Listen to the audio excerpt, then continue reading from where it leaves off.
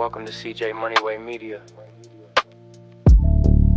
a storytelling platform built brick by brick, where conversations become lessons and experiences become perspective. This is the mindset of a panther, moving with patience, discipline, and purpose. From podcasts to books to media storytelling, CJ Moneyway brings voices, journeys, and real conversations to the forefront.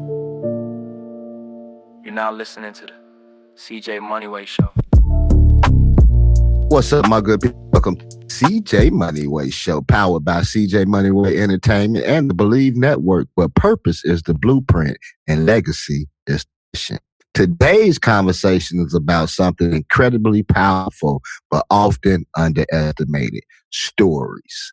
My guest today is Diann Floyd, an award-winning children's author, storyteller, and educator whose books inspire young readers to embrace imagination, kindness, curiosity, and confidence. Before becoming a full-time author, Diann lived a wonderfully creative life, working as a schoolroom teacher. I don't know if I would want to do that. Actress, singer, storyteller, and parent. Those experiences now fuel the characters and world she creates for children and families. Welcome to the show today, our girl Diann from Austin, Texas. Hey, how you doing today, Diann? Thank you. And that was a lovely, warm introduction. Nah, man, you're a lady of many hats. Let's jump into it. Hey, so let me ask you a question.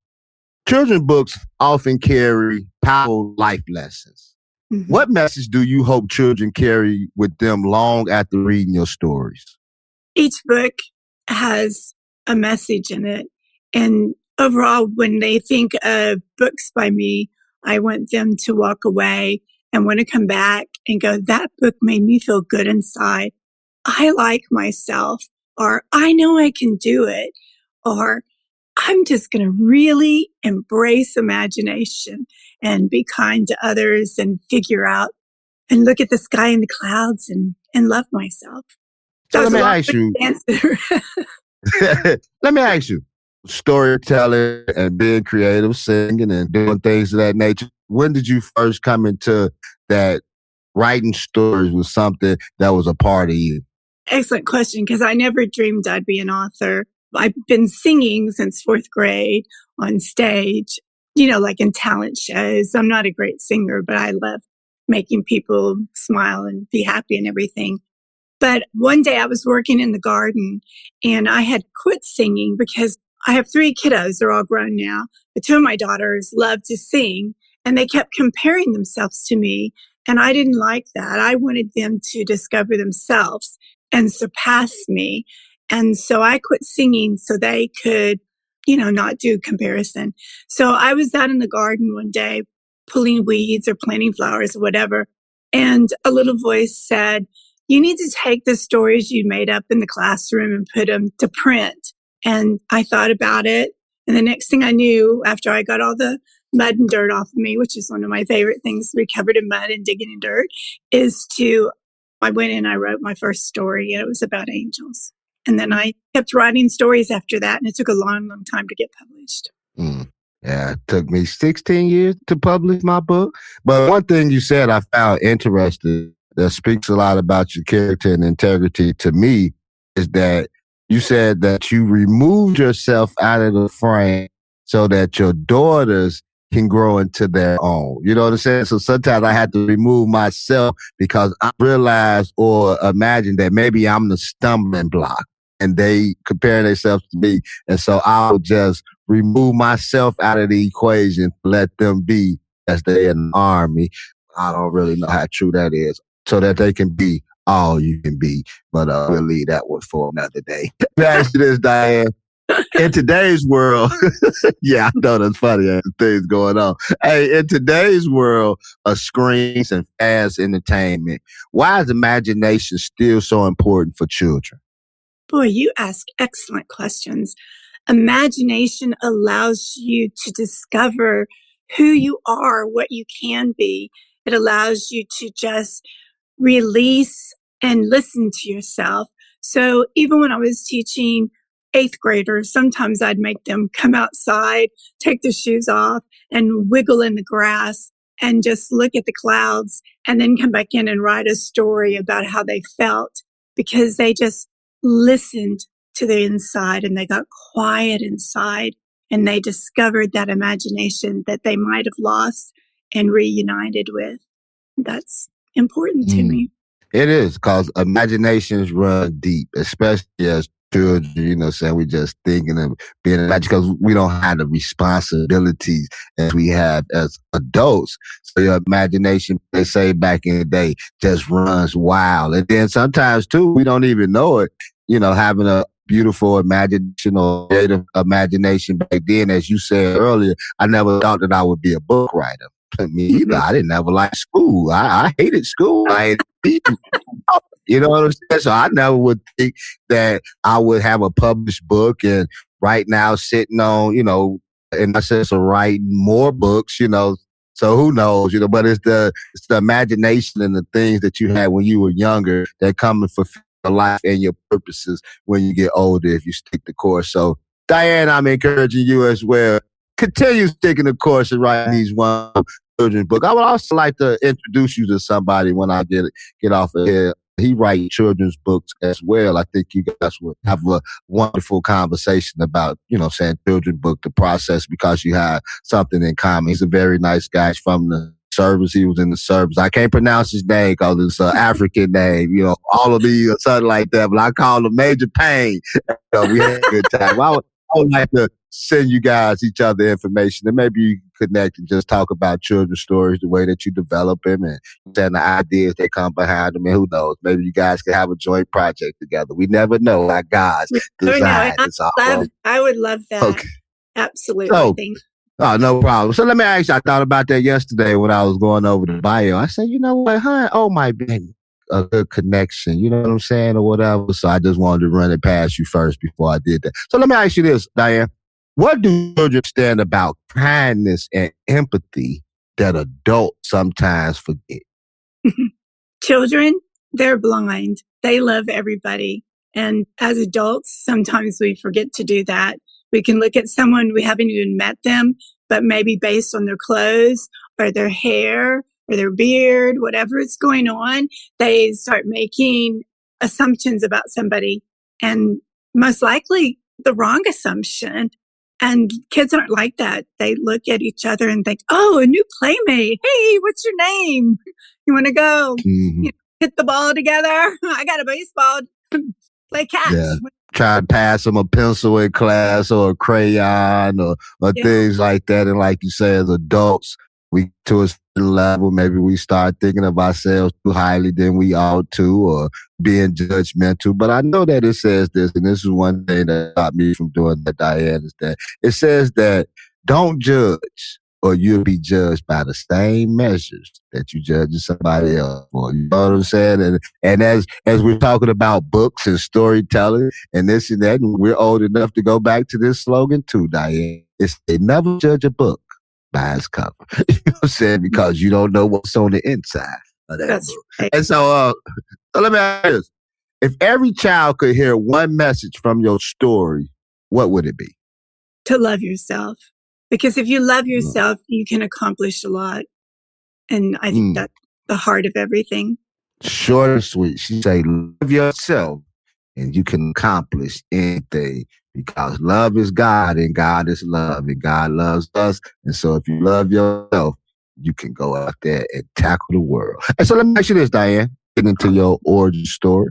Your storytelling comes from a unique mix of experiences, teaching, performing, and parenting, as you said. How did those shape your writing style? My writing style. Goodness. So I think about ideas, right? And I'm not one of those people that write every single day. Oh, it's this time now, I'm going to sit down and write.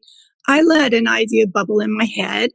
And then after a while, from walking or hearing a sermon or, whatever it is that inspires me, something will click. And then I'll know how to write the story. And then I'll come in and I'll just write it. The experiences come to me and help me.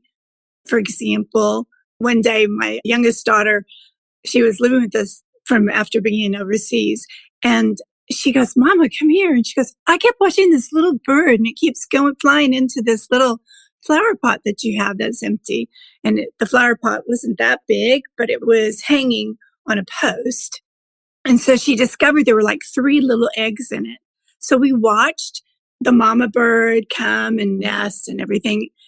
Anyway, a long story short, over time, we watched the birds hatch, the mom and daddy take care of them, feed them, all the way till it was time to fly. But there was one bird that was too scared to fly. And we watched and watched it. And that whole thing inspired the book, I Can Fly.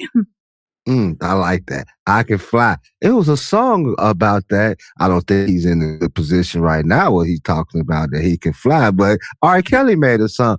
I can fly, I can fly. I can remember that song. I listened to that. Yes. I believe I can touch the same generation.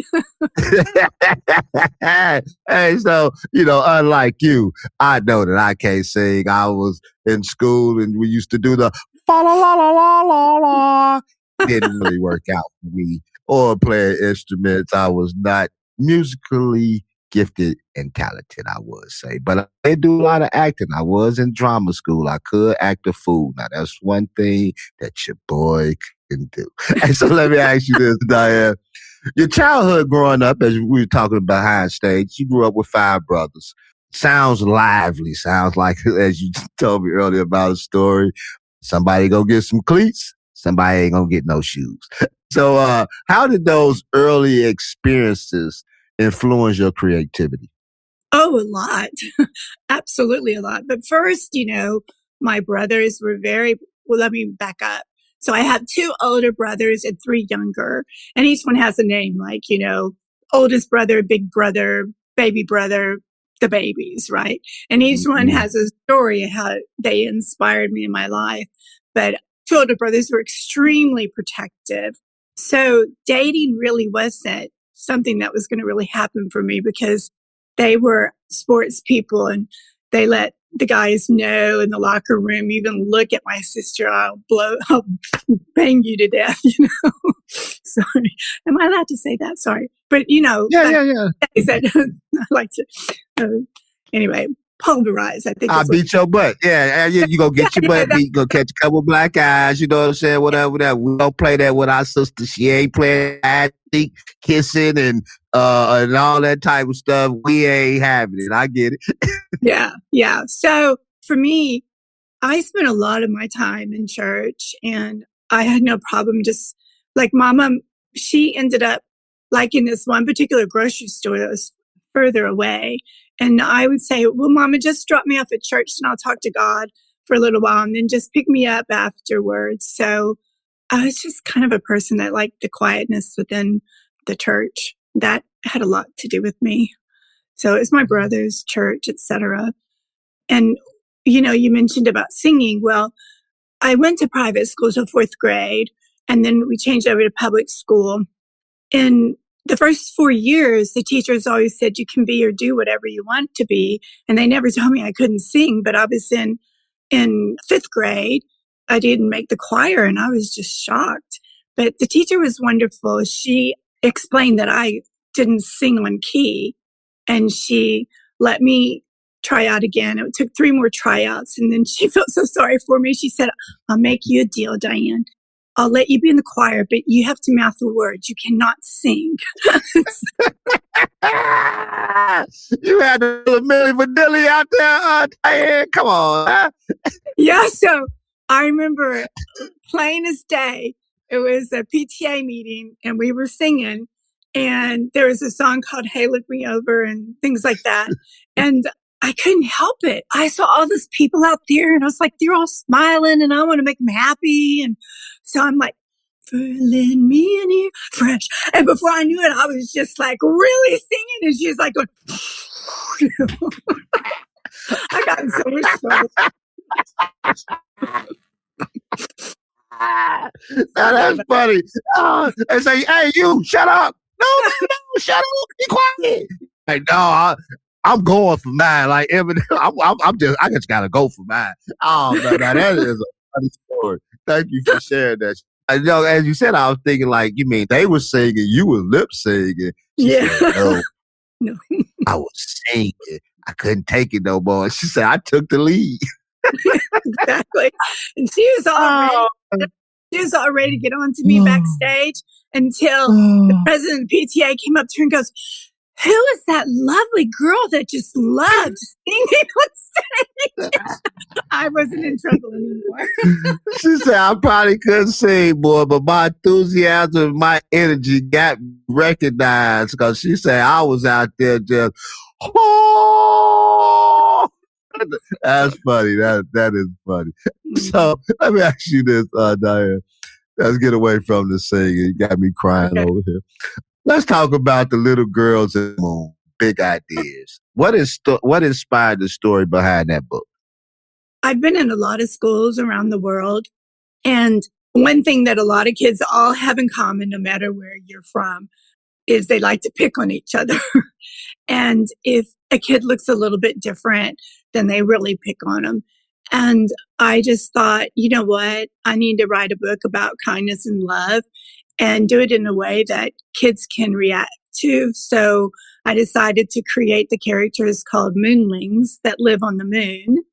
And the first book was all about discovering what a moonling looks like. And the kids saying, oh my gosh, she turns out to be so ugly. And I'm like, wait a minute. You were all excited about how much you had in common, but now you've seen her and now you don't want to be her friends. And it didn't matter what age, the kids all felt so guilty. And they walked away knowing, quit looking at the cover, find the inside, find out what you have that is in common and grow and love each other from there. So then when it came into the big idea that you're talking about, I wanted that book to inspire the beautiful message that the world receives from the love of our Lord without ever even having say, okay, you need to be a Christian. No, it's however you express beauty and love and with the Creator, it comes out in the big idea through the moonlings. This episode is brought to you by CJ Moneyway Media, where podcast ideas become platforms. Through the Moneyway Lab Masterclass, CJ shares real lessons from the lab for creators building their voices brick by brick. From powerful guest conversations to storytelling that inspires growth. CJ Moneyway Media is about one thing, building legacy through stories. Learn more at cjmoneyway.com.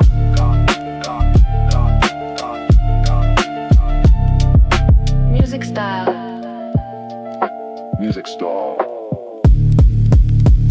I like that because what goes in you comes out of you. And if God's in you, that's what's going to seek out of you. But I can tell what imagination and creative stories come from. Like I say, we're around the same time frame. And I can remember the cartoon. I don't know if it was Tom and Jerry or something, but it was the Ugly Duckling. And he used to always put the bag over his ugly face, and somebody would come take the bag off because they felt like they was too ugly, you know what I'm saying, to how their face shone. But, you never know though. You know what I'm saying? Because some of the ugly, like Stretch, the lady, I forgot what they was called or whatever, but she was so, her inside though, you know what I'm saying? The things on her inside covered up what she may have been lacking on the outside, but it's the inner beauty that matters most than anything. So that was exciting to hear that you had a book similar to that, because that's what it put in the mind of. That's our creative thinking, watching cartoons. See, kids don't watch cartoons like we used to back in the day. Woody Woodpecker, the Flintstones, the Jetsons,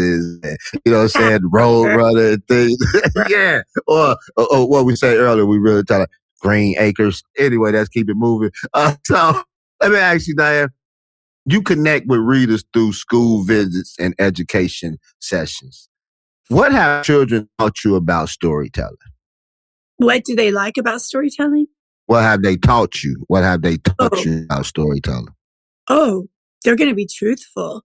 They're going to let you know if they like your story or not. Or so like there's Harry the Camel. I used to live in the Middle East.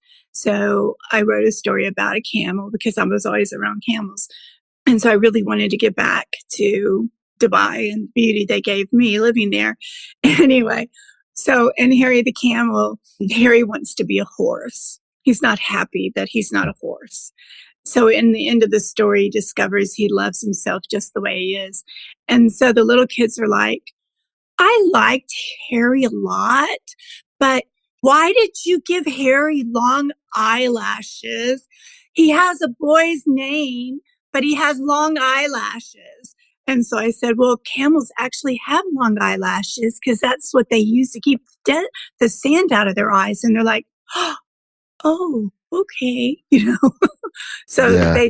they really just tell it like it is. And what I really like is a couple of schools I'll go to where the kiddos really know me, and I'll test out a story and I'll go, so how do you think this story's going? And am I on track? What should I do differently? Or is it? And they're like, oh no, you're way off base. You need to, why are you using that character? This needs to happen. I'm like, thank you. That's just what I needed to know. Yeah. You can learn from the mouth of babes, you know what I'm saying, one way or another. And I'm glad that you're not there in Dubai right now because of the things that transpired. Actually, I had a cousin who was playing ball over there in Dubai, and one of our senators, actually the mayor from Gary, reached out to the state senator and see what they can do to bring some of the people home from Dubai last week, I believe it was. And so they was able to get them up out of there. And thank God that they was able to get out. Thank God you're not there right now because it's not looking good over there in the Middle East as we speak today. No, and What's I today? have many friends there that I keep in my prayers. So Yeah, keep them in your prayers. Keep them. Matter of fact, today is St. Patrick's Day. So as we speak on this day of St. Patrick's Day, I can't, you know what? I can't wear the green. I can't. Mhm. My wife just said something yesterday. She said, I'm going to buy you some green and white gym shoe. We were watching the Boston Celtics game. And as I told you earlier, I'm a big Los Angeles Laker fan since 1980. So I hate Boston. I hate everything about Boston. And I don't like green at all. I have nothing in my wardrobe that is green. I just can't do it. I have principles and I have standards, Diann, and that I can't do. So, many of your books focus on themes like imagination, kindness, and self-belief. Why are those values important in children's literature today? Again, an excellent question.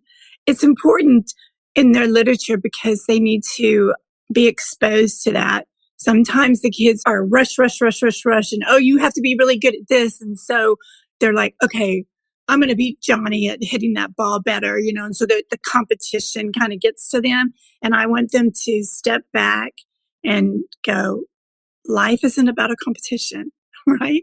That's one thing. The other is when you can have peace inside you, it's easier to give peace back to others. And I think that if we can teach children to always pray for peace and happiness, that when they can grow into understanding that more and more. And as adults, hopefully they too will want to do some humanitarian work close to home, far away, it doesn't matter, but little things that can turn around and make a positive message and imprint into someone's life, and their peace will grow, and maybe spark of kindness will keep growing in the world. I like that. I like the way that you framed that. It did tie that in back to what you said earlier. You was a young girl, your mother worked far away at a store, and you said, Mom, well, just drop me off at church and I spend time with God. And so it brought me back and it made me think about what the scriptures say, that train up a child in the way that they should go. And when they get old, they won't depart from it. And you just said something. You said, you teach the kids how to pray and things of that nature. So training them up just doesn't have to be in the church. Right. I positioned you as someone that was a forerunner in the church, and now being a school teacher. Now, what does that do? That puts you in the position to train up children in the way that they should go. That's just the thought that I had as you were saying that. Well, he said that his ways are not our ways, thoughts are not our thoughts. You know what I'm saying? So we don't know why he positions us or put us in places at a certain time when we don't understand it, but he knows more than we do. And so just keep doing what you're doing, Diann. Just don't be singing when you ain't supposed to, okay? And then everything will be fine. And So I also like to teach kiddos that, and even my own kiddos, even though they're all grown now, is that start thinking, like, what is it that makes you happy? What are some of the things you want to do? And when I was a little girl, I always, because of the magazines my daddy and mama would get from Africa about what was going on and helping people and so forth. And so our miter boxes during Lent, and a lot of the money would go over there. And so I had always this need to go to Africa, but I didn't think it was ever going to happen. So the long story is that things that you think that you would like to do and you really want to do, the angels are listening, and everything happens it's my humble belief, everything happens in God's time. And so I'm all the way in the Middle East. And what do I get to do for the next 14 years? I get to go to Africa, and I get to go to 3 different countries and do humanitarian work. And they did more for me, actually. And so again, dreams can come true. You just have to be patient.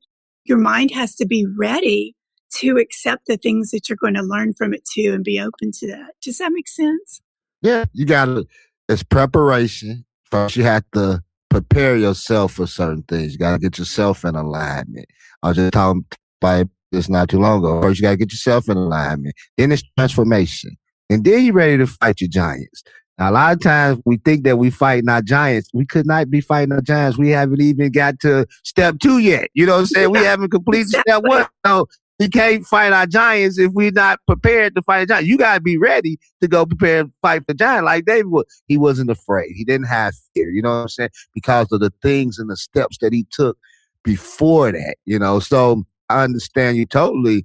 And doing things humanitarian, like, you know what I'm saying? That's the heart of God, you know, especially living in a society. I was talking to someone yesterday about this because they actually have a company in Hades and they make shoes and leather bags and stuff in Hades. And it started with her from a humanitarian project that she went to go help out. And then it turned into a business, you know, and things of that nature, and the heart that she has for the people. And so, and like I told her, I say, you know, it's good to have people like herself. It's good to have people like you that still have a heart of God, because, man, we are so far from that when we're taken away from people that actually needs it. Saying not caring about the humanitarian side of, you know, saying people really need these type of the funding. They need these type of things. And so how far off base we are with that. But as long as we got people like yourself, as long as we got people, I believe that God is going to turn some things around. Because as I said earlier, his ways are not our ways. His thoughts are not our thoughts. You said we be thinking or saying it this way, but he say he sits high, he looks low. You know what I'm saying? I spent some time in the church too a little bit, Diann. I spent a little time. Maybe not as much as you, because I would not tell my mother to drop me off at church while she go to work. That ain't going to happen. Never happened. Never will happen. Say that I did that. And so, Diann, before I ask you this last question, just let me ask you this. Where can we find you at? Where can we find you on social media? Where can we find your books? Just where can we find Diann Floyd? And I'm not going to even try to pronounce your last name because I will chop it up. So it's Diann Floyd Boehm, even though it looks like Boehm. Yeah, that's right. That's what I was like. Boehm. Boehm. Okay. So it's just DiannFloydBoehm.com. And for those listeners who just can't see it on the screen, it's DiannFloyd, B as in boy, OEHM.com. So my website, and I have a newsletter, so you can always stay in touch with me. And I absolutely 100%, if you are thinking, oh, I wish I could write, but I just don't know how to get started, I want you to know that I'm a person who believes that I've been blessed to be able to be published now after like 15 years it took to turn around and help you. I won't know all the answers, but I certainly can kickstart, and I don't charge a thing because I was blessed. So I have to bless you. So I wanted to put that out to your listeners. I like that. She's sharing it forward, and she's just not talking about it. She's actually doing it because she's blessing those because God had blessed us. You got to be in a position to understand what these type of blessings and passing downs are all about. So, Diann, let me ask you a final question. For parents listening today, what's the best way that they can encourage their children to develop a love for storytelling and reading? God knows my son do not like to read at all. To read to them. To read to them. And also make up your own stories. Lay in bed with them when you're getting ready to go to bed and sit however you like doing it, sitting in a chair. But make up stories and let them participate. Okay, so let's make a story up about a night. Okay, what would you like your night to be? And let them be engaged in it. And the more the kids start being creative with you, the parent, pretty soon they're going to want to read stories about the night. Or maybe you want to talk about space, whatever the topic is, that encouragement from a parent, because a kid models, especially when they're very young, they model their parents. If a parent loves to play basketball, they want a basketball. If a parent loves to sing, they're going to go,